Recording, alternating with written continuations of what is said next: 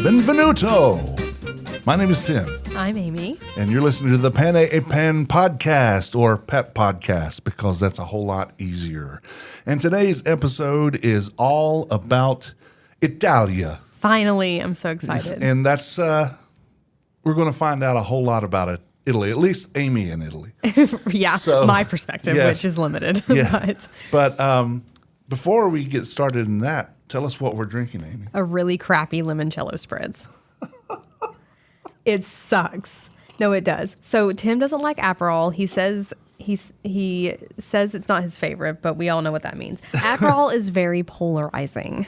It's very bitter. Some people hate it. I happen to like it. We talked about that. I forced myself to like it because I love Italy. Mm-hmm. But we decided to do like a spin on it. Some places do this, but it's very light. It's watery. It's not our fave. But we tried it. Yeah. Well, okay. So that being said, from the moment we started drinking it, it was a little different. But it has, the bubbles have subsided a little bit. The limoncello, we added a little bit more. So that added some body. I would actually drink more of this. Okay. I like this now because I like fruity frou drinks. And well, I do too, but yeah. This was underwhelming is a good word for it. Yeah. Well, it's limoncello, Prosecco, and club soda. Since an Aperol spritz is Aperol, Prosecco, and club soda. Yeah. But the Aperol hits different. So, you live and you learn. Well, I'm going to reiterate what I said. I think this tastes quite well. Quite good. I enjoy it now, and I may have you make me another before you leave. For sure. I mean, you have all of them you want. But yeah, no, I'm so excited. Here, have this one. Have mine. Where's the absinthe? I'm kidding. It's back here. I'm kidding. We have absinthe if needed. It's always at the ready. The Green Fairy will ride us on home, I promise you. Wasn't Marilyn Manson like a super, which, I mean, I'm not saying that's good, but like, I went through a Marilyn Manson phase. Hey. I was super depressed, and it was a very dark phase of my life, and it was short-lived, but I found him really fascinating for a while. I think everyone finds him really fascinating for a while. For a while. He's gotten older. He's a little bit older than I am. He's like 6 months older than me or something like that. But I love how you know his birthday. Well, because I like to know the celebrities who are around my age because I watch people age differently. It's like watching old TV shows. Yeah. Like the wife and I are now watching All in the Family with Archie Bunker, and he's only 49 years old in this show, and he looks like he's 60. It's different nowadays. Yeah. A lot of these older shows, the people really were that age too, because I looked him up and did math, because math is hard. Let me go ahead and say it. Math is hard. Not the best of math. No, but it was a different time. I agree. And hairstyles made people look older, and the way people dressed. And I agree. Yeah. But, Marilyn Manson probably was into an absinthe kick, but that was probably more gimmick than anything. Like, we found out that we're getting off topic. I know. That's okay. I derailed this. No. It's okay, because my other podcast is The Less Desirables, and we're known to go off into the weeds. The thing that absinthe got the bad rap for was Oscar Wilde and Hemingway and Edgar Allan Poe and all of them. And it turns out that wormwood, which is the active ingredient in there, is not the cause of this. Alcoholism is. They were getting effed up because they just wouldn't stop drinking it. Okay. And and when we finally crack that bottle open and we have some absinthe, I'll tell you my Green Fairy story. Oh gosh. And it's kind of funny, but scary. Is it sad that when you said wormwood, I thought of like potions in Harry Potter? No. Okay. No, I'm pretty sure that was in there somewhere. No, because it was. Okay. And the C.S. Lewis, who wrote the Screw Tape Letters, Screw Tape was a demon, and his nephew was Wormwood. Oh. Yeah. So, yeah. Any whoozy. Yeah, right. So we're going to talk about Italy, and what was it, Amy, that got you on the Italian train? Oh, I know I've told. Okay, no, I thought I didn't remember, but I actually do. The Lizzie McGuire movie, and I know a lot of girls my age are going to relate to this, but that made such an impact on me. I totally didn't realize that until now. So Paolo on a Vespa, and the idea of Lizzie McGuire going to Rome and just riding around with this hot Italian guy on a Vespa, and I was like, I saw that movie when I was like 10 or 11, and I'm like, that spoke to me. And so I think that planted the seed. And then I didn't realize until I was like in my 20s that I could actually go to Italy myself and possibly ride on a Vespa. I mean, it didn't happen. You didn't ride a Vespa? Well, I emailed a tour company, like a Vespa tour company, and I requested a Vespa tour. And I actually put in the email, can you please make sure it's like an attractive male driver, because I want to have my Lizzie McGuire moment. And they were like, of course we'll do that for you. But then I ended up not doing it because I only had one day, full day in Rome. And I just didn't want an organized tour that day. Yeah. So I chose Liberation over a hot Italian man on a Vespa. Named Paolo. Named Paolo. Yeah.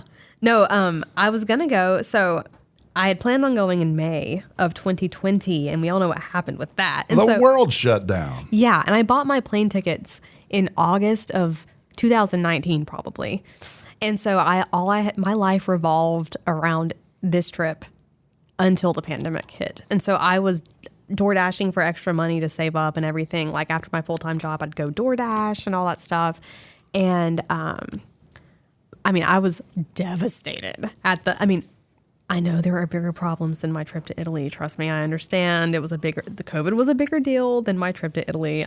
But I was mourning this trip because It doesn't take away from the fact that you lost out on something. It's true. And it took I didn't get to go until November of 2021. And so I'm glad in retrospect that it happened the way it happened. But I spent the entire pandemic checking all the updates, like when are things opening. Like it was miserable for me and like everyone around me.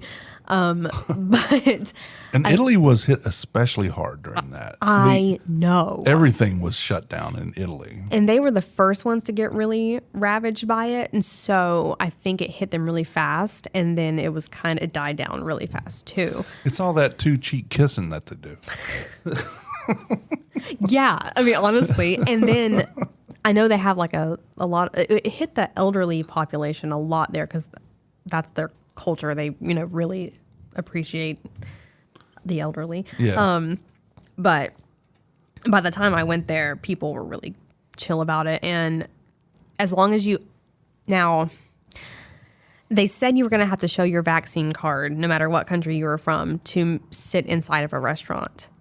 In the South, actually no one made me do that when I was there. I think one place made me do that, but it was much more relaxed than I thought it was going to be. And the mask mandates had really eased, except for on public transportation and stuff.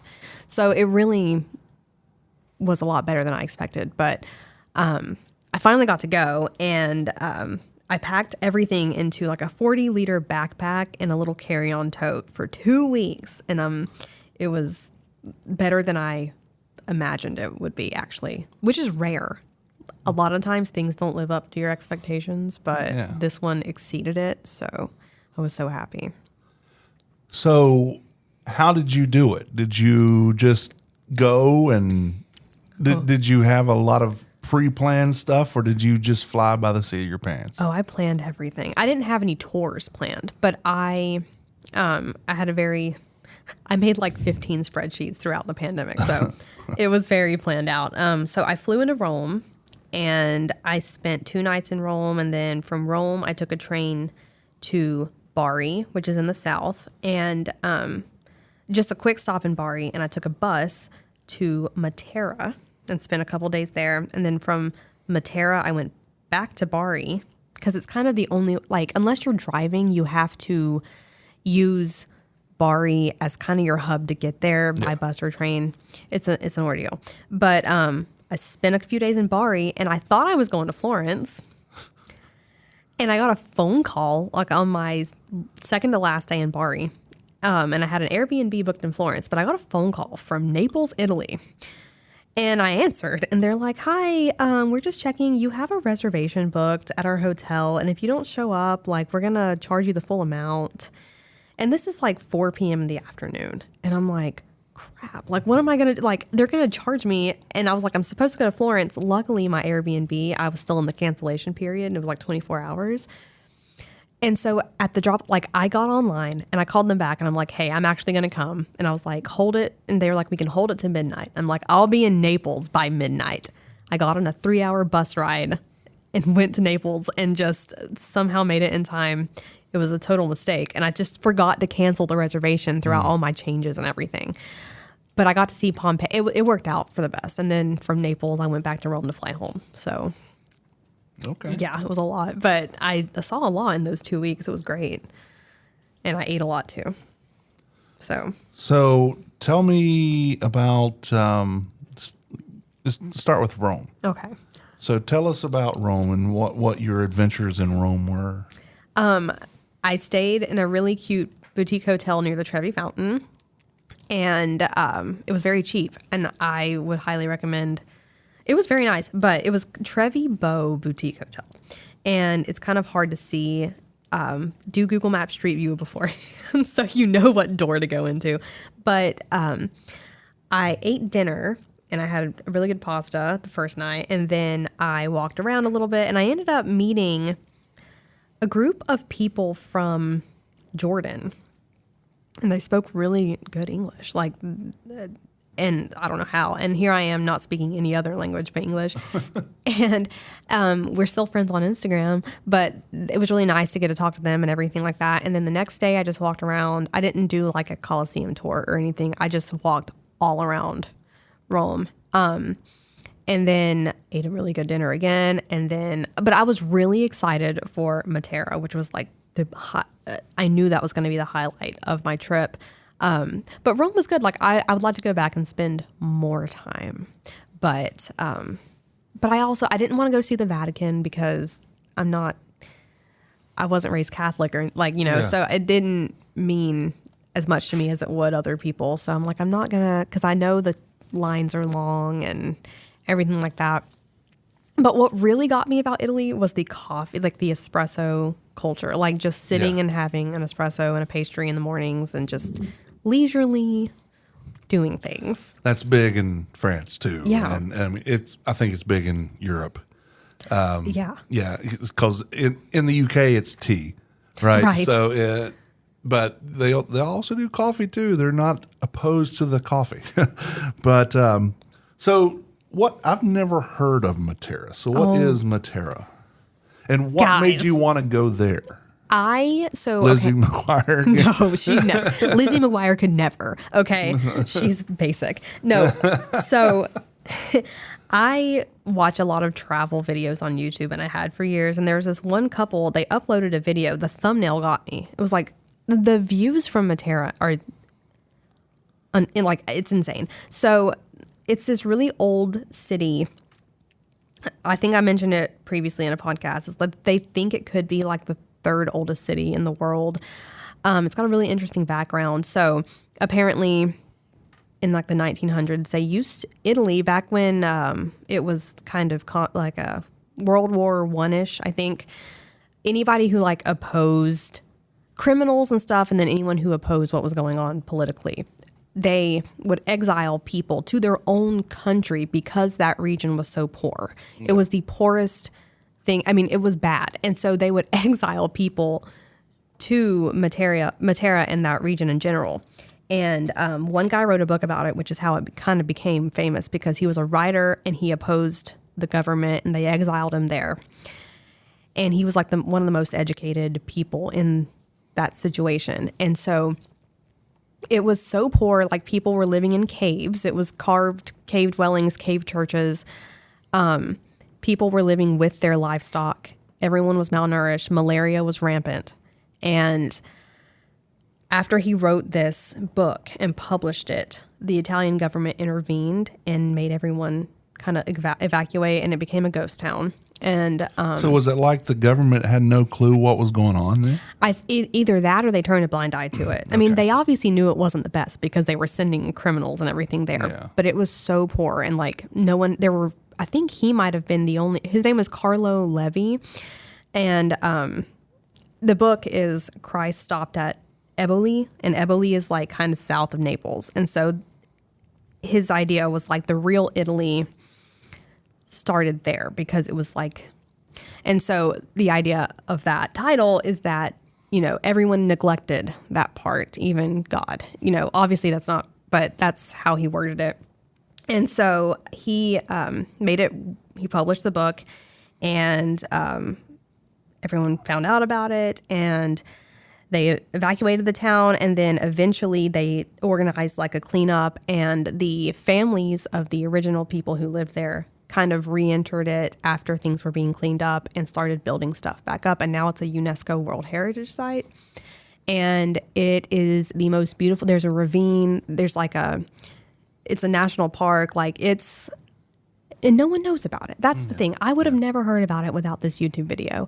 And it's so old. Like there's like limited traffic. So it preserves the ancient, and you can go in the caves, you can hike. There's like I did all the hiking, and there's cats everywhere. And it's like you're in a different time period when you're there. It's amazing. And I've been there twice. And I'm probably going to go back, but Okay. yeah, it's very interesting. There's so much history, but So what is, how can it say it? Alberobello? oh, okay. Alberobello. Yeah. So it's part of the Etria Valley or something like that, where there's a lot of farmland in the Puglia region. And these little, Alberobello is like a commune of conical limestone houses, kind of. And I'm not exactly sure about the history of those. I just know that it's there and it's really cute. But you can do a lot of wine tastings in that area, and it's just cute to see. I'm not exactly sure about the history of all that, but I went to see it, and I took a few pictures there. But you can stay in one of those. Like a lot of people choose to like stay in one of they're called Trulli, Trulli. That's the plural version. A singular is a Trullo, but you can stay in a Trullo, and they're not that expensive because that region is very affordable. It's the South is much more affordable than. Okay, I was going to ask where was this in the country? So Yeah. it's close to the soul. Yeah, it's in the heel of the boot. And then, yeah, I spent a day there. And Bari, they're known for focaccia, which I know you appreciate because Yes. Tim loves focaccia. Yes. They made some yesterday. Actually. Oh, they do it's focaccia barese because of Bari, and they put tomatoes and olives in it. I'm not a big olive fan, so I picked those out, but it's really tasty. It's like pizza without cheese, basically. Okay. And and then I went to Lecce. They call it the Florence of the South, and it's just this really Baroque town, so laid back. It's in the Salento Peninsula, which is like South Puglia, and they're known for these custard-filled pastries called pasticciotto, and it's kind of just like a cream-filled donut in like a boat shape. And if you're dairy sensitive, they have a good, because like cappuccinos, like I'm dairy sensitive, so I can only have a few before I start reaping the consequences of those. So there's this dairy-free drink. It's iced coffee with this almond tasting syrup, and they call it Sciroppo Latte di Mandorla, which is like almond milk syrup, literally. And so it's just espresso, ice, and the syrup. It's an odd taste, but it's good on like a warm afternoon or something like that. And so I really enjoyed that. But yeah, no, I have such and I've been there twice too. Like I went back because I liked it so much. It's just, and there's cats everywhere in the South. There's cats everywhere, and I love that. You are a fan of cats, yeah? Oh yeah, like it's awful because I feel like I'm cheating on my own cat when I'm going because I'm like, I feel like one of those slimy travelers that goes to like Asia to buy like prostitutes and cheat on their wives, and it's awful. And I'm like, is that what I'm doing when I go to Italy and to pet like stray cats? But yeah, so that's the big allure for me. Okay. Now let me see if I can pronounce this one. Circumvesuviana. Dude. Did I say it right? Circumvesuviana. So basically, yeah. Yeah. It sounds like something round. Well, it's a train that, it's like a regional local train from Naples down through Pompeii to Sorrento. The last stop is Sorrento. And so in That's Naples. where the ham comes from, right? Sorrento? Sorrento ham. Wait, are you talking about? Oh, I was thinking like Sargento, No, like maybe, the cheese. yeah. No, I have no idea, honestly. Yeah. I know limoncello is from the Amalfi region, but I got to see Pompeii, and the thing about that train is that they have these musicians that come on and play like ridiculous cheesy accordion music, but it's great. Like they expect you to tip them, obviously, because they're. Yeah. But it can be very crowded. Like I had to stand up at one point, depending on what time of day you go, because it's the only train that services that area. And tourists love that area of Italy. So it's very crowded and old, and it looks scary from the outside. It's just not like a Trenitalia, like a Freccia fast train. It's just not. But it works. And so I went to Pompeii for a day, and there was like hardly anybody there because it was November and after COVID. Yeah. And I just walked around Pompeii, found some cats, and then went to Sorrento for a day. And that was nice. Got to see Mount Vesuvius from a distance, which I've always wanted to see. I've always been fascinated with Mount. Funny thing, when we were on our Paris episode and you were talking about Notre Dame, and I made that stupid comment about the cardinal because I didn't know what you were talking about. Yeah. I also thought for the longest time that Ash Wednesday was a day to like a Memorial Day for the Mount Vesuvius eruption in Pompeii. I didn't know that Ash Wednesday was like a religious thing. So in college, someone mentioned Ash Wednesday, and I'm like, isn't that when like we remember like the victims of the Mount Vesuvius? And they're like, no, you idiot. I'm like, I grew up in like in Wilkes County. Like, what do you want from me? Right. Yeah. I don't know what Ash Wednesday is either. honestly don't. I know Fat Tuesday, but I mean the only thing I know about that is beads and party. I don't know. And that chain of like frozen drinks in Vegas. Yeah, right. Yes. That's all. Like Yeah. I was raised Baptist, and so we were not exposed to Catholicism in my neck of the woods. Like it just was It's very a bad thing. You know? like, well, yeah, it was, just so different. No one was Catholic where I grew up. So Yeah. Actually, I didn't know any Catholics where I'm originally from either in West Virginia. I'm yeah, I bet. there was a Catholic church, but I don't know anybody that went there.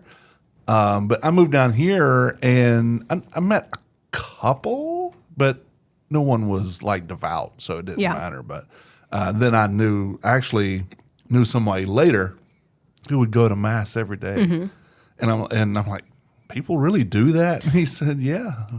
Yeah, no, I had a friend. I worked at a private like jet company in Raleigh, and he was a pilot, and he went to like a private Catholic school around here and everything. And so he grew up Catholic, and I had never been to mass before, and we had nothing else. Like I wasn't going home for, I think it was Christmas. And so I wasn't going home for whatever reason. There were no issues. I just think that I was staying. Maybe I had to work. I don't know. But we went to midnight mass, and the choir was it was like every movie you've seen. Yeah. And so I was like, this choir is awesome. Like I loved it, but I didn't know what was going on. I didn't like he had to tell me when to stand up and stuff. And, It's like going to a Catholic wedding. I mean, I've never, yeah. Oh, yeah. I've been to one. And that's a whole lot of standing up, sitting down, standing up, really? sitting down, standing up, sitting down. And I'm like, okay, I feel like popcorn now. Pop, pop, pop, pop. Popcorn. That's funny. That's a good way to put it. Yeah. So, Or my emotions. Up and down. I'm just kidding. Not really.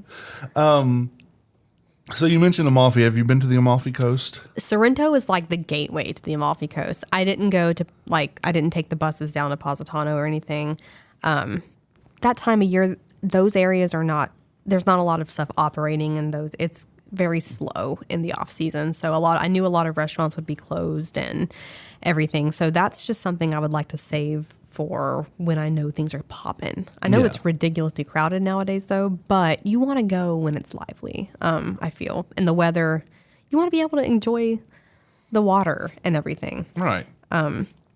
But I sacrificed weather for price because November was the rainier season. Like it was a rainier month. But it still didn't deter me. It wasn't too cold and it didn't deter me from walking around and doing everything I wanted to do. So it was fantastic. And backpacking, if you're going to the old towns like Matera, stairs everywhere, constant hills, you cannot roll a suitcase to get to your Airbnb if you're staying in the old town. And so that's why I knew I was going to have to carry a backpack. I sweated so much on the trip because I would walk 30 minutes from a bus station to my Airbnb with this backpack on my back. And the Airbnb I had in Matera was a guest house in someone's actual home. And the only reason I booked it was because it had 2 cats that lived there. He advertised it as like the house of 2 cats in Italian, and all the pictures were like of a beautiful balcony and then 2 cats, and I'm like, sold, sign me up. And they were very sweet, and they would come up and greet me if I were on the balcony sitting there. Loved it. And he was very nice. And there was a woman that lived in there. I don't know if it was his wife or whatever, but she would see me and she'd be like, your skin is so pretty. And I'm like, I love you. Thank you. You know? And I'm just like, this is the best place ever. So you did a lot of walking, I'm assuming, a lot of walking. In France, you know, a lot of cobblestone streets and stuff still, and I'm sure because Rome is older than Paris. Right. There was could the walking be an issue? Mobility issues, would not recommend Matera at all. I mean, Rome is so modern. Like, it's not modern, but so many tourists that it's easier. Yeah.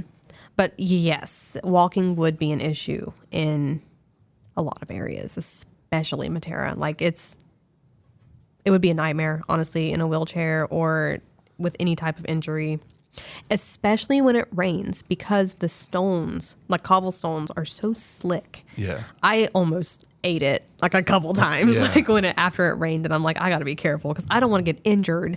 I don't know where the hospital is around here, you know? And that would have been a nightmare. How do you say hospital in Italian? You don't know? No. I do know où est l'hôpital in France would be, where is the hospital? Honestly, that sounds perfect. Yeah. I feel like, though,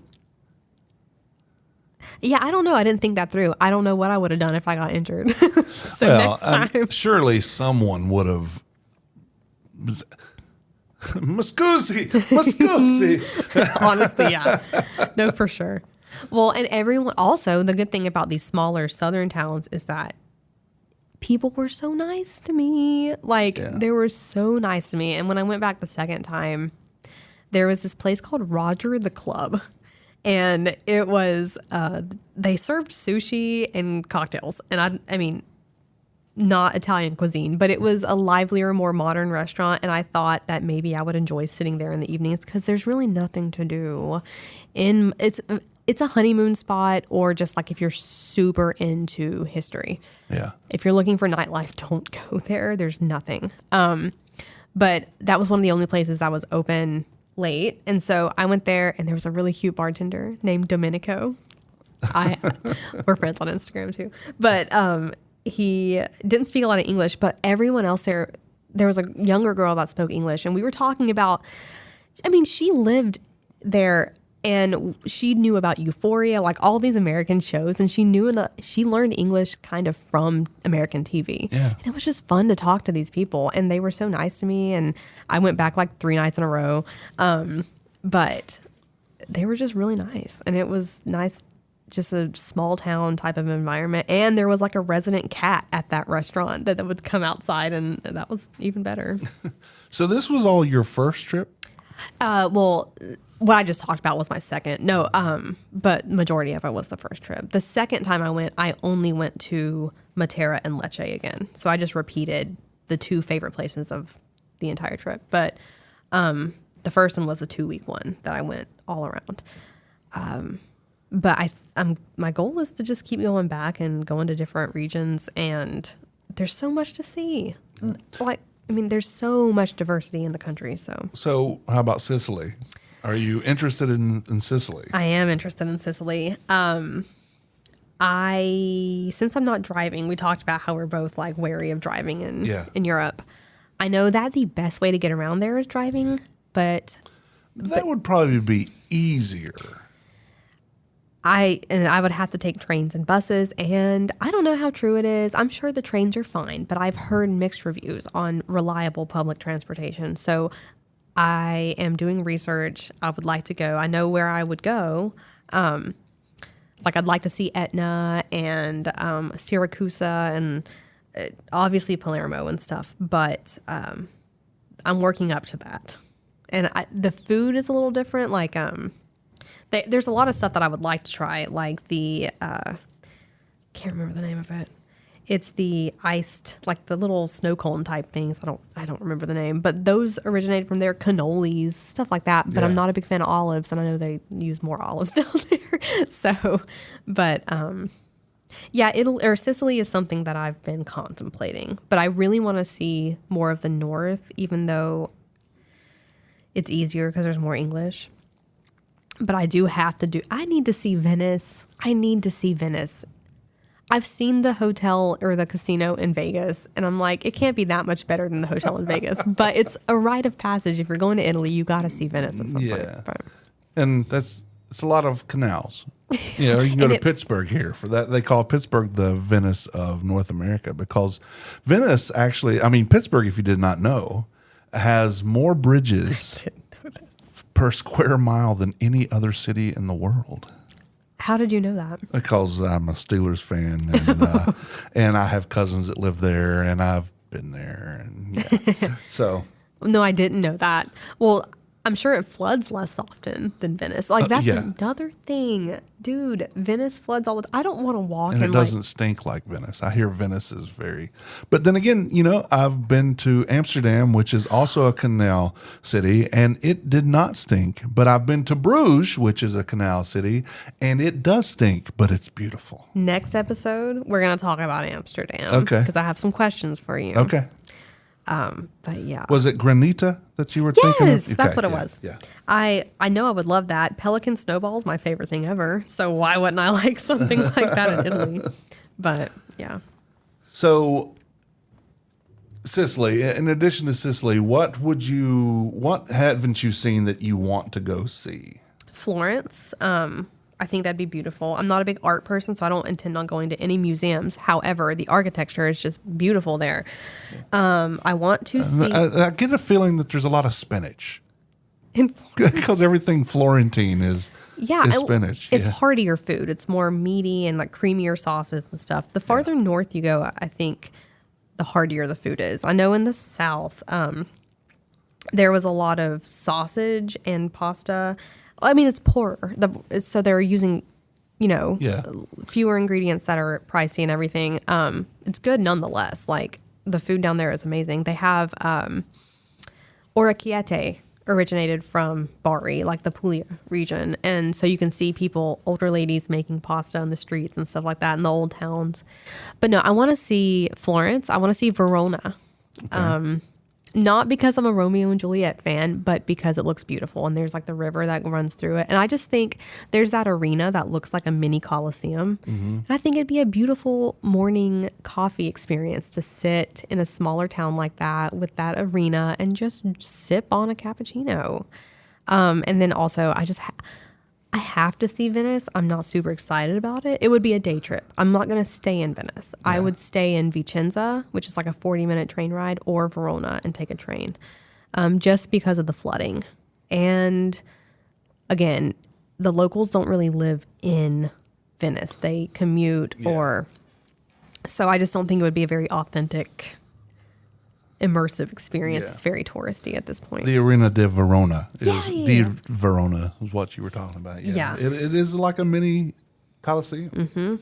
So that's what I would see next. And obviously the hill towns in Tuscany, that would be fun. However, public transportation to get to those hill towns is a little complicated. So I'd have to drive. And also, how do you drive when you're wine tasting all day? So I'm just like, I'd have to have like a designated driver or hire a driver. And I'm like, you know what? Nah. I don't need to tour a winery. I can just have a glass. Well, luckily, though, I think there's enough close to each other that you could probably just find a spot, stay in it, and then, maybe taxi or something. And there are like organized tours I could do too. Now that would be something I would do I would take a bus tour to a Tuscany vineyard from Florence or something. But I'm not the biggest red wine fan either. And I know that's the region where like red wine is popular. So the motivation is just not as high for me. Yeah, I'm more of a white wine kind of guy. Yeah. Actually, I'm a sweet wine guy. I like the sweeter stuff. You like Riesling? I do. I knew it. And Gewürztraminers. I love Gewürztraminers. Can you repeat? I've never heard of that in my life. You've never heard of Gewürztraminer? It's German. I got that part. yeah. It's we will have some Gewürztraminer. One time, because we're going to talk about places we want to go. Not the episode that's coming soon, but we're going to talk other places. We're going to dive into some deeper stuff. But yeah, Gewürztraminer is it's not spelled the way it sounds, but most German isn't. Yeah. Gewürztraminer, I hardly know her. There was a woman I used to work with who made that joke, but I'd never heard it before. Damn near killed her. And so I stole it from her. I can't take credit for that. Yeah. So, but here's the thing with me with red wine. I'm not a huge fan of it, but whenever, like, if I'm going to Bordeaux in France, then I'm going to drink when in Rome Exactly. or when in Tuscany, do as the Tuscans do. It's what we should do. It's a sacrifice for the cultural experience. Because you and I do the same thing, so I'm not poking at you for this, but we have a tendency to wipe or to swipe with a wide brush, and we may actually find something in there that we're like, you know what, I really do like that, or you hadn't experienced this part of it, and there's something to be said. I mean, we can go to the Yadkin Valley wine stuff here, and it's good. It has gotten so much better than when they started. I remember when they first started doing that. But there's something to be said, like if we went to Napa, wine in Napa from Napa is different than what it gets here, because by the time it gets here, it's settled, it's rode a long distance, it's all kinds of stuff. So being in Tuscany, plus I just think the food in Tuscany would be amazing. Oh, I'm sure. Yeah. I A mean, lot of sun-dried tomatoes and stuff like that. Yeah, a lot of ragu. Yes. And wild boar, I think, is a thing up there. Like, I know that they use a lot of, I think, don't quote me on that. Oh, speaking of weird meats. Oh my goodness. I forgot this part. Leche. Yeah. Super, like, horse is a thing down there. And I ate the horse, and I actually really liked it. It's like horse in a tomato sauce. It's like little pieces of horse. And it's pezzette di cavallo al sugo. So it's little pieces of horse in sauce. And they serve it, like, you can get a side of vegetables or like roasted potatoes. And it's just like a kind of a little gamey, but I like gamey. And I also had kangaroo in leche. Loved it. Give me all the gamey meats. I will try, well, I don't want to say that because I sound like a cannibal, but I'll try like almost anything. Well, I say that I'll eat anything that had a mother, so we'll just go with that. I like meat. I don't care what it is. I'm going to try it, and I just love that. So, kangaroo, I would try it. I haven't. Horse, I haven't, but only because when we were because it's big in France too. It just wasn't, either it wasn't time for it, or it just wasn't the stuff that we were eating was not on the menu. Because if I see it, I'm going to have it. Yeah. But I love veal. Oh, vitello. Yeah.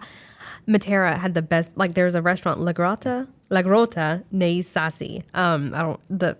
I don't exactly know the literal translate. I'm assuming grotto of the Sassi, which is like old city, the cave city. But they had the best veal, and it was so tender, and the like a rosemary seasoning. It was the best. And there was like a pear and ricotta cheesecake. It was phenom. They let me in, even though I didn't have a reservation. They literally made a spot for me. It was so nice of them. Love them. Well, we talked about La Maison in the Paris one, and we didn't have reservations either, but we were there before they opened. Yeah. And we were just hanging outside, and we were just chatting with the guy who was outside smoking. We didn't know he was actually the chef. Yeah. So he's like, "You're early.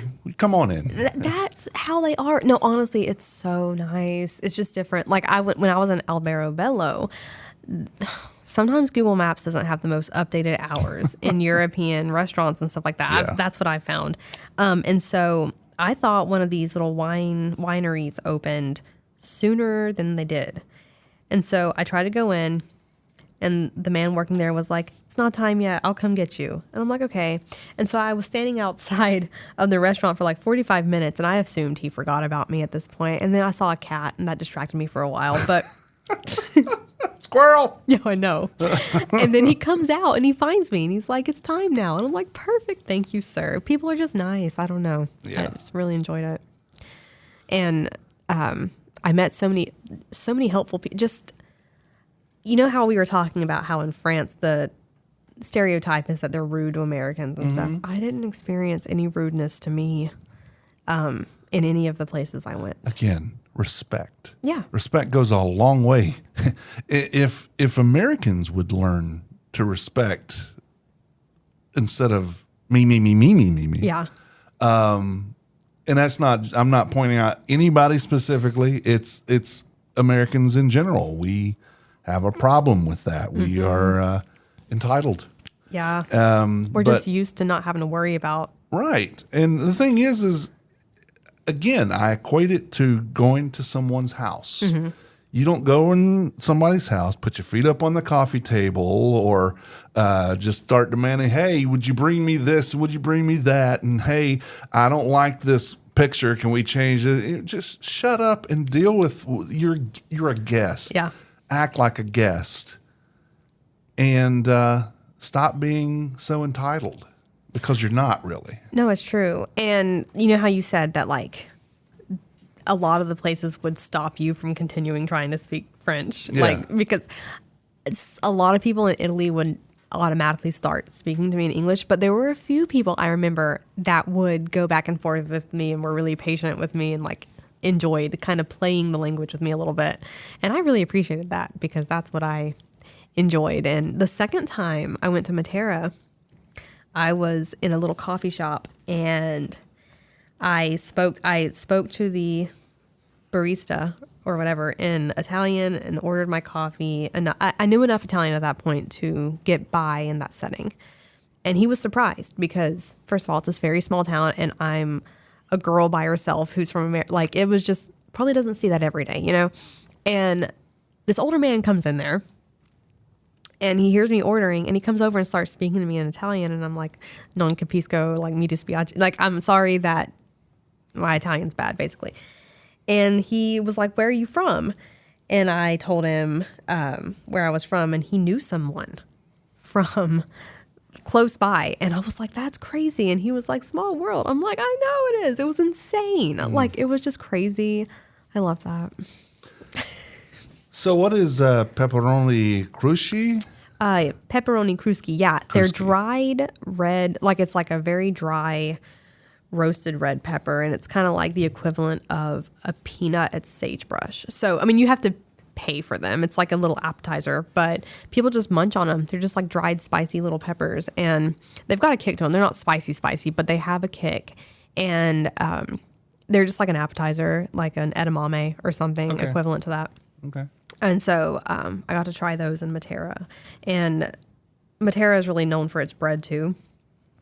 I didn't find the bread phenomenal, but apparently it's like super good bread.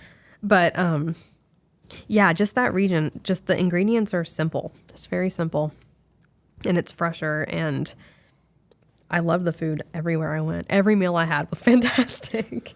Yeah, we in excuse me, in Paris, we never had a bad meal. We've had better than others. Right. But yeah, it was, and I just, for one, and this could be a mental thing, we are in Paris. You were in Italy. You were in Matera. You were in Naples, I guess, Pompeii, all these places. There's stuff there. It doesn't matter because that's part of the experience. It's all inclusive, not like thrown in free, but it's all inclusive of your experience. Yeah. And your senses. And it's just there's something to be said about the experience of trying the food where it's made. Yeah. Well, and speaking of in Naples, in Sorrento, Naples is famous for pizza. Yeah. And so That's where the Napolitano pizza comes from. Yeah. And so I went to a restaurant in Sorrento, and I had a few pizzas at this point. And so I love orange. What's the name for orange tomatoes? Those little orange, little tiny tomatoes. The cherry tomatoes or the... They're orange. People are probably like banging their heads against the wall because they probably know the answer to this, but they're just like orange little baby tomatoes. For whatever reason, I'd never had them, and I really want... Galinas? I don't know. Heirloom. No, heirloom's something different. Oh. These could be golden nugget, golden cherry, golden crown. I know what you're saying. I'm Okay. looking at them, and they're about that big and bright orange. Yeah. And those just looked fascinating to me. And so I had seen them on somebody's pizza or something, I thought, in Google Images. So I asked the waiter if I could have like the margarita pizza, but if you could add the orange tomatoes, and he goes, "No." He's like, "Just take the pizza as it is. Trust me." I'm like, "Okay, sorry. This is not Burger King. You can't just modify everything." And I'm like, "Sorry." Yeah. Well, and at least he said, "Trust me." Mm-hmm. Yeah, because when we'll talk about places like New York and stuff in the future, but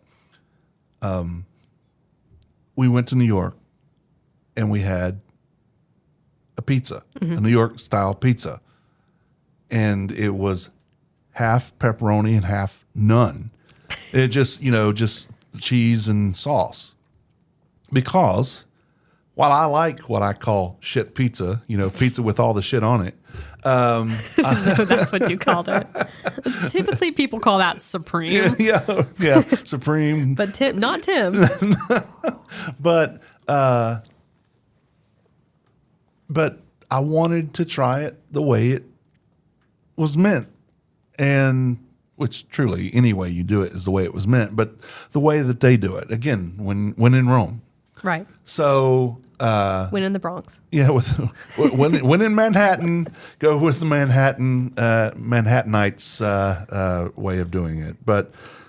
And we thought it was great. I could have actually done with some sausage or a little bit of onion or something on there, but it was fine the way it was. When we went to Chicago, we had the deep dish pizza, and Bruh.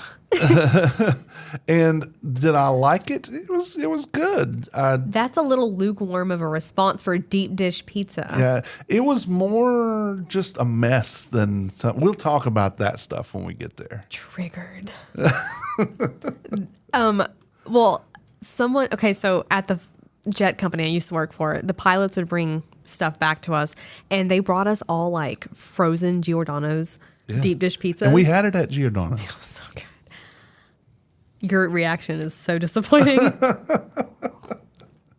But to each their own. Yeah, that's right. We'll talk more about domestic travel and food within at another time.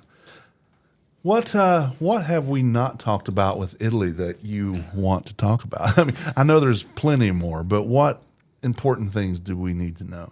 I just love it. That's about it. I mean, honestly, there's nothing else to know, but I mean, it's what I can't tell you why I love Paris so much. no, I know. I just do. And it's just the laid back, like having a glass of wine at 2 p.m. in a piazza, in the main squares overlooking everything. Yeah. It's worth it if you're into that. If you're more of like an adventure traveler, probably not going to enjoy the same things that you and I enjoy about traveling, but Right.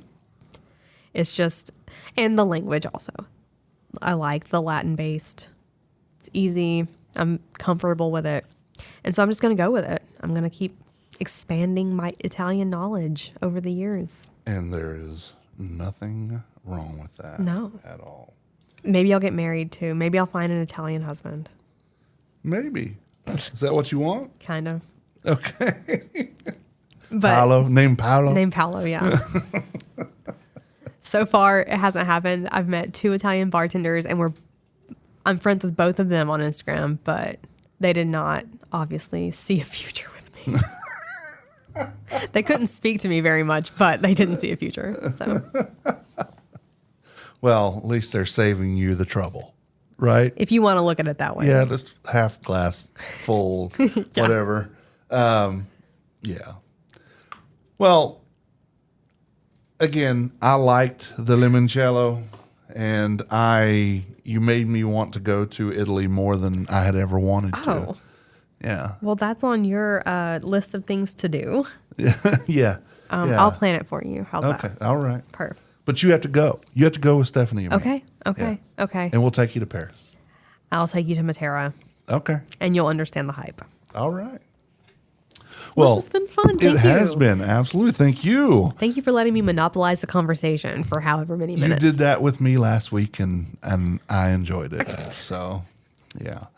Pan et Pan is part of the Less Desirables podcast network, where you can listen to our podcast as well as the Less Desirables, Fan Interference, The Man Who Ate the Town, Beeswax Vinyl Daily, Wheeler's Dog, The Asylum Podcast, I Remember Now, The Queen's Right Podcast, and Health Geeks Book Club. You can listen to our podcast on our website, which is paneapan.com or peppodcast.com. You can also hear on any podcatcher of your choice, like Apple Podcasts or Spotify, basically anywhere you find podcasts. And of course, we're on the Less Desirables network page, tldpodnetwork.com. Find out all you need to know about our show and those other shows on the network, tldpodnetwork.com. If you have something to say to us, you can email Tim or Amy at peppodcast.com. Look us up on our social media channels, or if you really want to be cool, call and leave a voicemail at 336-422-6862. That's 336-422-NUMB. We will play your voicemail on the air. Well, grazie to you, Amy, for the trip through Italy. Of course. Anytime. And my name is Tim. I'm Amy. And until next time. Ciao.